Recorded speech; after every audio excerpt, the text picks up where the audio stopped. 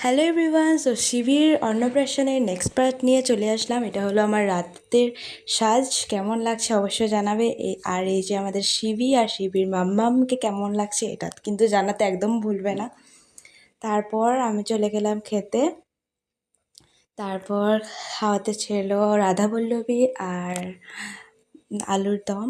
তারপর চলে আসলো সাদা ভাত, ডাল আর পাঁপড়ের ভিতরে একটা আলুর পুর ঢুকিয়ে একটা ভাজা করা হয়েছিল।